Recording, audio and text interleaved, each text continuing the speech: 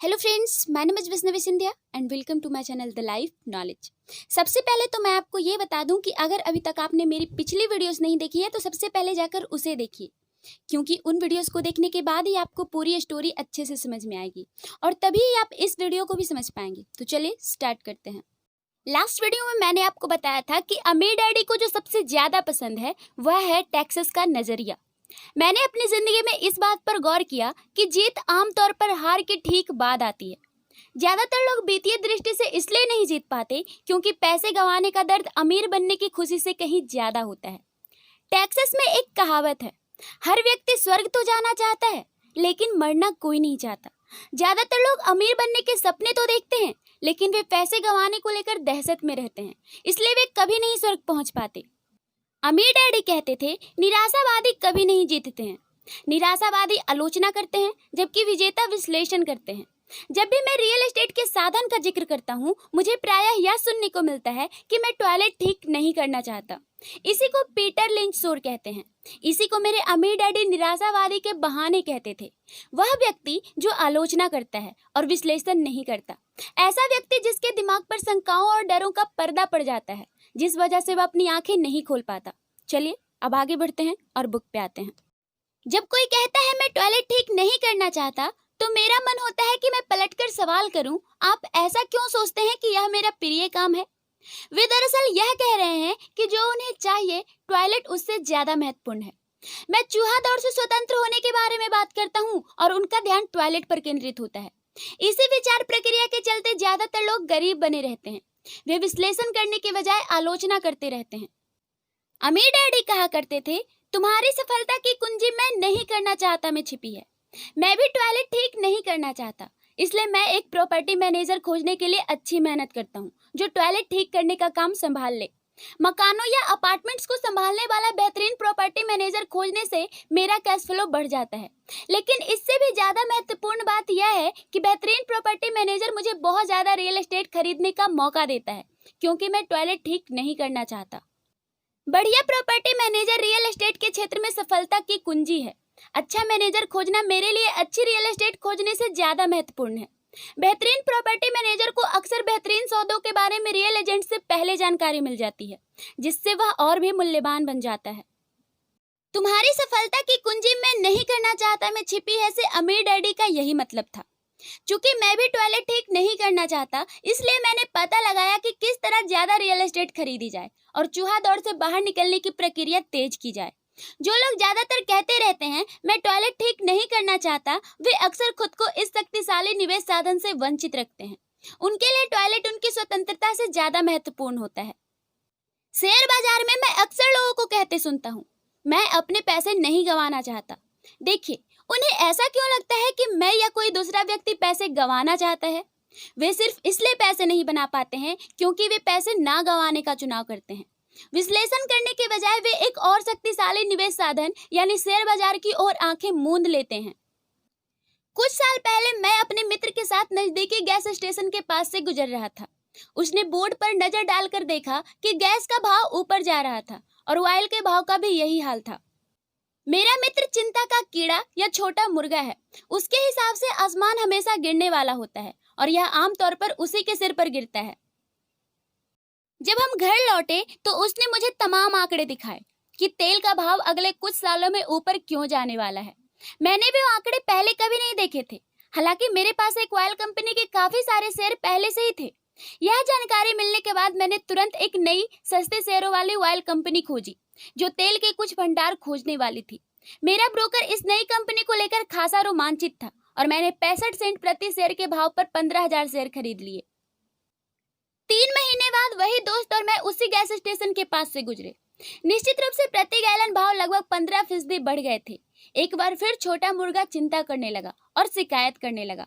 मैं मुस्कुराया क्योंकि 1 महीने पहले ही उस छोटी ऑयल कंपनी ने तेल भंडार खोज लिया था और उसके सलाह देने के बाद उस शेयर का भाव $3 से ज्यादा बढ़ गया था। और अगर मेरे दोस्त की कही बात सच है तो गैस के भाव बढ़ते रहेंगे। अगर लोग यह समझ लें कि शेयर बाजार के निवेश में स्टॉप कैसे काम करता है तो ज्यादा लोग हार से बचने के लिए निवेश करने के बजाय जीतने के लिए निवेश करने लगेंगे। स्टॉप एक कंप्यूटर निर्देश है जो भाव गिरने पर आपके शेयर को अपने आप बेच देता है ताकि आपका नुकसान कम से कम हो और आपको ज्यादा से ज्यादा फायदा मिल सके। जो लोग हारने से घबराते हैं उनके लिए यह बहुत बढ़िया तरीका है। इसलिए जब भी मैं लोगों को उनके मैं नहीं करना चाहता पर ध्यान केंद्रित करते देखता हूँ और वे जो चाहते हैं उस पर से ध्यान हटाते हुए देखता हूँ तो मैं समझ जाता हूँ कि उनके दिमाग में बहुत शोर हो रहा होगा। छोटा मुर्गा उनके दिमाग पर हावी हो गया है और चिल्ला रहा है, आसमान गिर रहा है और टॉयलेट खराब हो रहे हैं। इसलिए वे अपने नहीं करना चाहता से बचते हैं, लेकिन इसकी वे भारी कीमत चुकाते हैं। वे जिंदगी में जो चाहते हैं शायद वह उन्हें कभी नहीं मिलेगा। विश्लेषण करने के बजाय उनके अंदर बैठा छोटा मुर्गा उनका दिमाग बंद कर देता है। अमीर डैडी ने मुझे छोटे मुर्गे से निपटने का एक तरीका बताया था। वही करो जो कर्नल सैंडर्स ने किया था। 66 साल की उम्र में उन्होंने अपना कारोबार गंवा दिया था और वे सामाजिक सुरक्षा के चेक पर गुजर बसर कर रहे थे। यह राशि बहुत कम थी, इसलिए फ्राइड चिकन की अपनी रेसिपी बेचने के लिए वे पूरे अमेरिका में घूमने लगे। किसी के हाँ कहने से पहले उन्हें 1009 बार नहीं कहा गया और आगे चलकर वे उस उम्र में करोड़पति बने जब अधिकतर लोग काम छोड़कर आराम करना चाहते हैं। अमीर डैडी हरलैंड सैंडर्स के बारे में कहते थे, वे बहुत बहादुर और लगनशील इंसान थे। तो जब भी आप शंका में हो और थोड़ा डर महसूस कर रहे हो तो वही करें जो कर्नल सैंडर्स ने अपने छोटे मुर्गे के साथ किया। उन्होंने इसे भून डाला। आलस को पार करना। व्यस्त लोग अक्सर सबसे आलसी होते हैं। हम सभी ने उस व्यवसायी की कहानियां सुनी है जो पैसे कमाने के लिए कड़ी मेहनत करता है। वह अपनी पत्नी और बच्चों को अच्छे पैसे उपलब्ध कराने के लिए कड़ी मेहनत करता है। वह ऑफिस में बहुत ज्यादा देर तक काम करता है और वीकेंड्स पर भी ऑफिस का काम घर ले आता है। एक रात जब वह घर लौटता है तो उसे घर खाली मिलता है। उसकी पत्नी बच्चों के साथ घर छोड़कर चली जाती है। वह जानता था कि उसकी और उसकी पत्नी के संबंध कमजोर हैं, लेकिन संबंध को मजबूत बनाने की मेहनत करने के बजाय वह ऑफिस में ही व्यस्त बना रहा। परिवार के चले जाने पर वह निराश हो जाता है तथा काम में लापरवाही करने लगता है, जिसका परिणाम यह होता है कि उसकी नौकरी भी चली जाती है। आज मैं अक्सर ऐसे लोगों से मिलता हूँ जो इतने ज्यादा व्यस्त रहते हैं कि उन्हें अपनी दौलत की परवाह ही नहीं होती, और ऐसे लोग भी हैं जो इतने ज्यादा व्यस्त हैं कि उन्हें अपनी सेहत की परवाह ही नहीं है। दोनों के पीछे का कारण एक ही है, वे व्यस्त हैं, और वे व्यस्त इसलिए बने रहना चाहते हैं क्योंकि वे उस चीज से बचना चाहते हैं जिसका वो सामना नहीं करना चाहते। किसी को भी उन्हें यह बताने की जरूरत नहीं होती। दिल की गहराई में वे यह बात जानते हैं। दरअसल अगर आप उन्हें याद दिलाएं तो वे गुस्सा हो जाएंगे या चिढ़ जाएंगे। अगर वो नौकरी में या बच्चों के साथ व्यस्त नहीं है तो वे अक्सर टीवी देखने, मछली पकड़ने, गोल्फ खेलने या खरीदारी करने में व्यस्त रहते हैं। लेकिन दिल की गहराई में वे जानते हैं कि वे किसी महत्वपूर्ण चीज का सामना करने से बच रहे हैं। यह आलस का सबसे आम रूप है, व्यस्त रहकर आलस करना। तो आलस का इलाज क्या है? जवाब है थोड़ा सा लालच। हम में से कई लोगों को परवरिश के दौरान सिखाया गया था कि लोभ या इच्छा बुरी चीज है। मेरी माँ कहा करती थी, लोभी लोग बुरे होते हैं। बहरहाल हम सभी के मन में सुंदर, नई या रोमांचक चीजें पाने की हसरत रहती है। तो इच्छा के उस भाव को काबू में रखने के लिए माता पिता उस इच्छा को अक्सर अपराध बोध के साथ जोड़ देते हैं। मेरी माँ का प्रिय वाक्य यह था, तुम हमेशा अपने ही बारे में सोचते हो, क्या तुम यह नहीं जानते कि तुम्हारे भाई बहन भी हैं? यह मेरे डैडी का प्रिय वाक्य था। तुम मुझसे क्या खरीदने को कह रहे हो? क्या तुम सोचते हो हम पैसों के बने हैं? क्या तुम सोचते हो कि पैसे पेड़ों पर उगते हैं? तुम तो जानते ही हो हम लोग अमीर नहीं हैं।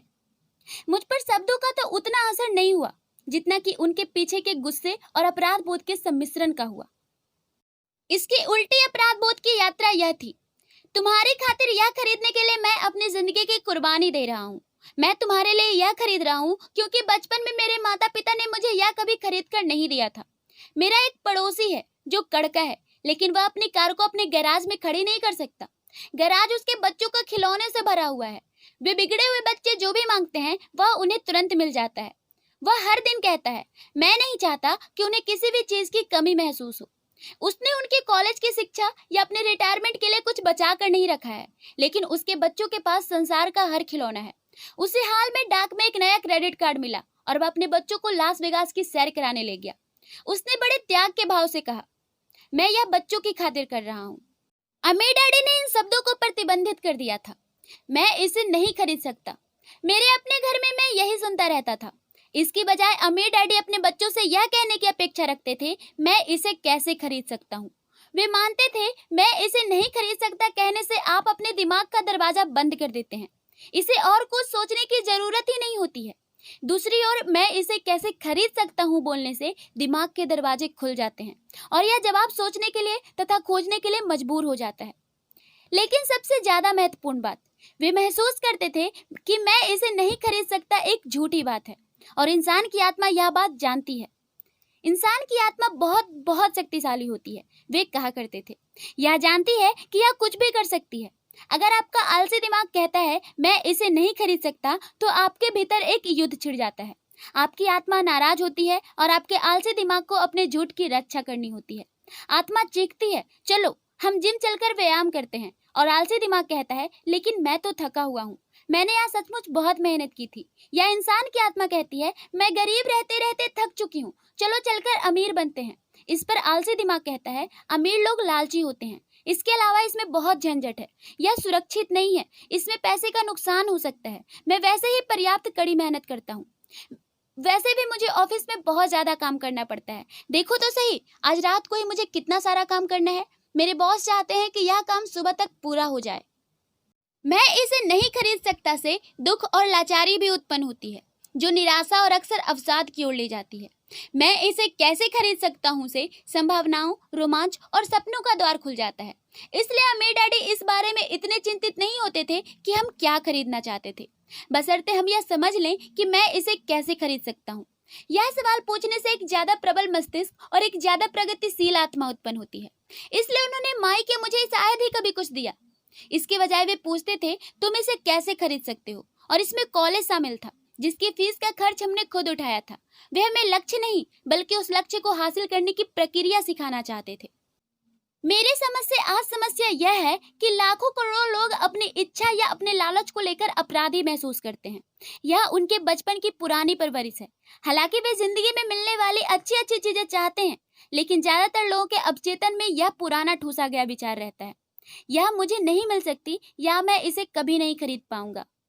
जब मैंने चूहा दौड़ से बाहर निकलने का निश्चय किया तो मेरे दिमाग में यही सवाल था, मैं चूहा दौड़ से बाहर कैसे निकल सकता हूँ ताकि मुझे दोबारा काम ना करना पड़े।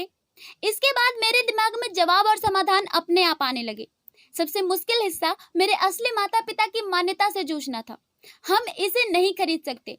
सिर्फ अपने बारे में सोचना छोड़ो, तुम दूसरों के बारे में क्यों नहीं सोचते, और ऐसे ही मिलते जुलते शब्द जो मेरे लालच को दबाने और अपराध बोध को भरने के लिए बोले जाते थे। तो आप आलस को कैसे जीत सकते हो? एक बार फिर जवाब है थोड़ा सा लालच।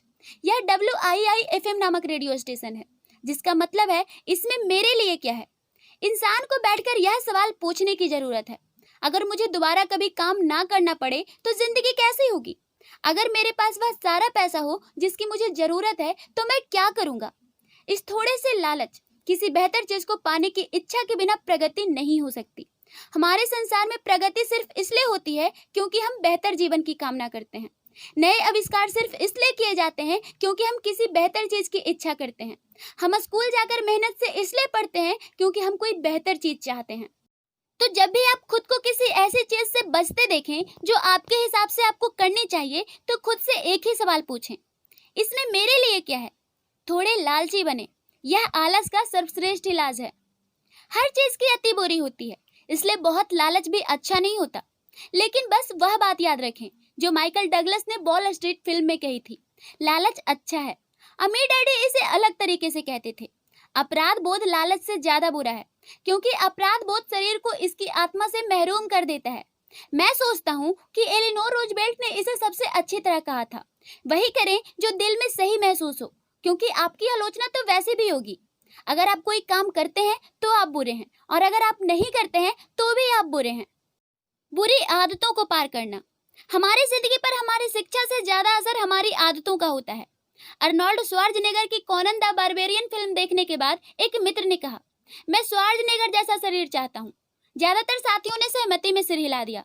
एक और मित्र बोला, मैंने तो सुना है कि दरअसल एक समय में वह कमजोर और दुबला था।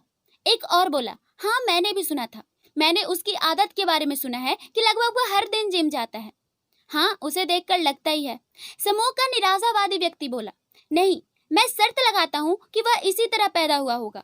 इसके अलावा अर्नोल्ड की बातें छोड़ो, चलो थोड़ी बियर पीते हैं। यह इस बात का उदाहरण है कि आदतें किस प्रकार व्यवहार को नियंत्रित करती है। मुझे याद है मैंने एक बार अपने अमीर डैडी से अमीरों की आदतों के बारे में पूछा था।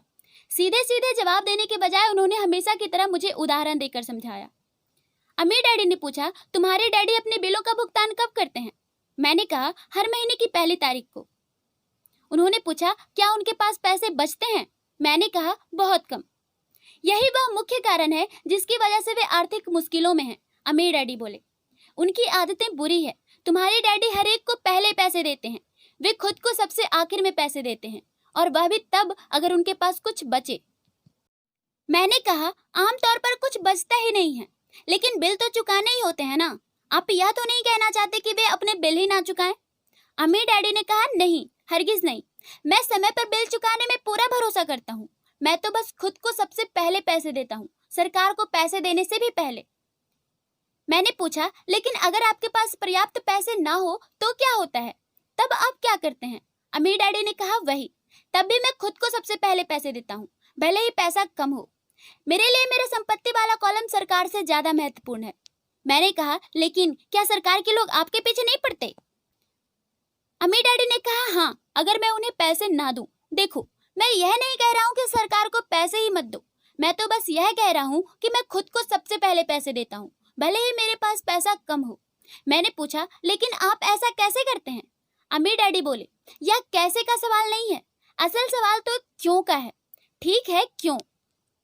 अमीर डैडी ने कहा, प्रेरणा।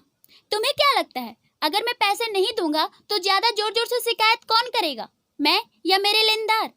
मैंने अस्पष्ट विकल्प को चुनते हुए जवाब दिया, निश्चित रूप से आपके लेनदार आपसे ज्यादा जोर से चीखेंगे, चिल्लाएंगे। अगर आप खुद को पैसे नहीं देते हैं तो आप कुछ नहीं कहेंगे। तो तुमने देखा, खुद को पैसे देने के बाद टैक्स और दूसरे लेनदारों को पैसे देने का दबाव इतना ज्यादा होता है कि इससे मैं आमदनी के दूसरे जरिए खोजने के लिए मजबूर हो जाता हूँ। भुगतान करने का यह दबाव मेरी प्रेरणा बन जाता है। मैंने अतिरिक्त नौकरियां की हैं, नई कंपनियां शुरू की हैं, शेयर बाजार में खरीद फरोख्त की है, हर तरह के काम सिर्फ इसलिए किए हैं ताकि ये लोग मुझ पर ना चिल्लाएं। उस दबाव की वजह से मैंने ज्यादा कड़ी मेहनत की है। मैं सोचने के लिए विवश हुआ और मैं पैसों के संदर्भ में कुल मिलाकर अधिक चतुर और फुर्तीला बना। अगर मैं खुद को सबसे आखिर में पैसे देता तो मुझे कोई दबाव महसूस नहीं होता, लेकिन मैं कड़का होता। तो यह सरकार या दूसरे लेनदारों का डर है जो आपको प्रेरित करता है? अमीर डैडी ने कहा, सही कहा। देखो, सरकारी पैसा वसूलने वाले लोग बहुत दबंग होते हैं। सामान्य वसूली करने वाले लोग भी ऐसे ही होते हैं। अधिकतर लोग इन दबंग लोगों से डर जाते हैं। वे उन्हें पैसे दे देते हैं लेकिन खुद को नहीं देते। तुमने 98 पॉइंट के उस कमजोर आदमी की कहानी तो सुनी ही होगी जिसके चेहरे पर लोग रेत उछालते हैं। मैंने सिर हिलाया। मैंने कॉमिक्स में वेट लिफ्टिंग और बॉडी बिल्डिंग के बारे में दिया वह विज्ञापन बहुत बार देखा है। देखो, ज्यादातर लोग पैसे वसूलने वाले इन दबंगों को अपने चेहरे पर रेत उछालने देते हैं। मैंने दबंग लेनदारों के डर का इस्तेमाल खुद को ज्यादा मजबूत बनाने के लिए किया है। बाकी लोग ज्यादा कमजोर हो जाते हैं। अतिरिक्त पैसा कैसे बनाया जाए यह सोचने के लिए खुद को मजबूर करना जिम जाकर वजन उठाने के व्यायाम करना जैसा है। मैं पैसे के अपनी मानसिक मांसपेशियों का जितना ज्यादा व्यायाम कराता हूँ मैं उतने ही ज्यादा मजबूत बनता हूँ। अब मैं उन दबंग लेनदारों से नहीं घबराता हूँ। मुझे अमीर डैडी की कही बात पसंद आई, यानी अगर मैं खुद को सबसे पहले पैसे देता हूँ तो मैं वित्तीय, मानसिक और आर्थिक दृष्टि से ज्यादा मजबूत बनता हूँ। अमीर डैडी ने सिर हिलाया। और अगर मैं खुद को सबसे अंत में पैसे देता हूँ या नहीं देता हूँ तो मैं ज्यादा कमजोर हो जाता हूँ। इसलिए बॉस, मैनेजर, टैक्स वसूलने वाले, बिल वसूलने वाले और मकान मालिक मुझे जिंदगी भर इधर से उधर ठोकरे मारते रहेंगे, सिर्फ इसलिए क्योंकि मुझमें पैसे की अच्छी आदतें नहीं है। अमीर डैडी ने सिर हिलाया, 98 पॉइंट के कमजोर आदमी की तरह। अहंकार को पार करना। अमीर डैडी अक्सर मुझसे कहते थे, जो मैं जानता हूँ उसकी बदौलत मैं पैसे बनाता हूँ, जो मैं नहीं जानता उसकी वजह से मैं पैसे गंवाता हूँ। जब भी मैंने अहंकार किया है मैंने पैसा गंवाया है। ऐसा इसलिए है क्योंकि जब मैं अहंकारी रहता हूँ तो मुझे सचमुच भरोसा रहता है कि जो मैं नहीं जानता वह महत्वपूर्ण नहीं है। मैंने पाया है कि कई लोग अपनी अज्ञानता को छिपाने की कोशिश में अहंकार का इस्तेमाल करते हैं। अकाउंटेंट्स या दूसरे निवेशकों के साथ फाइनेंशियल स्टेटमेंट्स पर चर्चा करते समय मैंने ऐसा अक्सर होते देखा है। वे चर्चा में सेखी भगाकर अपनी बात सही साबित करने की कोशिश करते हैं। मैं समझ जाता हूँ कि जिस मुद्दे पर वे बात कर रहे हैं उसके बारे में उन्हें जरा भी ज्ञान नहीं है। वे झूठ नहीं बोल रहे हैं लेकिन वे सच भी नहीं बता रहे हैं। धन, वित्त और निवेश की दुनिया में कई लोग होते हैं जिन्हें यह पता ही नहीं होता कि वे क्या बोल रहे हैं। पैसे के उद्योग में ज्यादातर लोग सेकंड हैंड कार सेल्समैन की तरह बिक्री करने के रटे रटाए जुमले बोलते जाते हैं। जब आप जानते हैं कि आप किसी विषय में अज्ञानी हैं, तो उस क्षेत्र के किसी विशेषज्ञ या उस विषय पर किसी पुस्तक को खोजकर अपना ज्ञान बढ़ाना शुरू करें। और इसी के साथ 7वां अध्याय भी समाप्त होता है। आगे की पेज पर हम कल चलेंगे। चलिए ये वीडियो यहीं समाप्त करते हैं। आपको ये वीडियो कैसा लगा हमें कमेंट करके जरूर बताइएगा, और अगर आपके लिए ये वीडियो हेल्पफुल रहा तो लाइक और शेयर भी जरूर कीजिएगा, साथ ही साथ सब्सक्राइब भी कर दीजिएगा। मिलते हैं नेक्स्ट वीडियो में, तब तक के लिए पढ़ते रहिए और बढ़ते रहिए।